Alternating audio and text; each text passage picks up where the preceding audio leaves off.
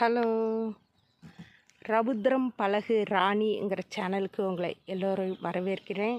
இன்றைக்கி நான் உங்களுக்கு ஒரு முக்கியமான விஷயத்தை காட்ட போகிறேன். இந்த இடம் உங்களுக்கெல்லாம் பிடிச்சிருக்கா? இதை மட்டும் பார்த்துட்டு ஸ்லிப் பண்ணி போயிடாதீங்க. இன்னும் காட்டுறேன்.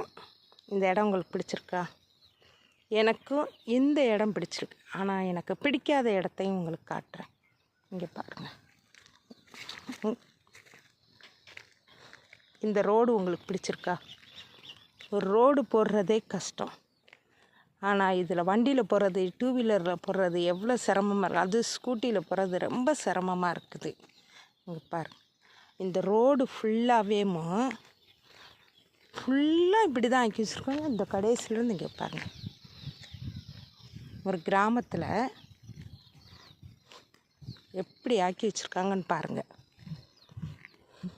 இதில் ஒரு வைத்தியசாலை இருக்குது, ரொம்ப பிரபலமான ஒரு வைத்தியசாலை. அங்கே ரொம்ப நல்லா பார்ப்பாங்க. ஒரு நாளைக்கு ஒரு 100 பேராவது வந்து வைத்தியம் பார்க்குறாங்க. அப்பேற்பட்ட ஒரு கிராமம், ரொம்ப சிறப்பு வாய்ந்த கிராமம். ஆனால் பஸ் வசதி கம்மி தான். ஆனால் அதில் ஒரு ரோடு எப்படி இருக்குதுன்னு பாருங்கள். டூ வீலரும் ஆட்டோவும் மட்டும்தான் இங்கே வர முடியுது. இது யார் ஆக்கி வச்சுருக்காங்கன்னா, இந்த டக்கரில் பல்லு போட்டு இழுத்துட்டு போவாங்க பாருங்க, அப்படி பல்லை போட்டு இழுத்து அதை ஏன் கொஞ்சம் தூக்கி கொண்டு போனேன் என்ன, பல்லை போட்டு இழுத்து இப்படி செஞ்சு வச்சுருக்காங்க ரோட்டை. ரொம்ப கஷ்டமாக இருக்குங்க. ஏன் இப்படிலாம் பண்ணுறாங்க? மனசாட்சின்னு வேண்டாமா?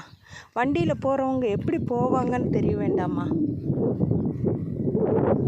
ஒரு நாளைக்கு 100-150 பேர் வெளி ஆட்களே வர்றாங்க. அந்த இடத்துல எப்படி இருக்கணும்? கூடயே வர்றாங்க. ஏன்னா துணைக்கு வர்றவங்களையும் கணக்கில் சேர்க்கணும்ல. ஒரு நாளைக்கு 100 டோக்கன் வரைக்கும் கொடுக்குறாங்கன்னா 150 பேர் வந்து 50 பேர் வெளியில் போவாங்க. கிட்டத்தட்ட அவங்களுக்கு துணைக்கு ஒரு 100 பேர். இவ்வளோ பேர் அது போக இந்த ஊர் ஜனங்கள் தனி. அவ்வளோ நடமாட்டம் இருக்கிற இடத்துல எப்படி ஆக்கி வச்சுருக்காங்கன்னு பாருங்கள். இதெல்லாம் கொஞ்சம் மனசு கஷ்டமாக இருக்குது. எனக்கு சேனலுக்கு சப்போர்ட் பண்ணுங்கள்.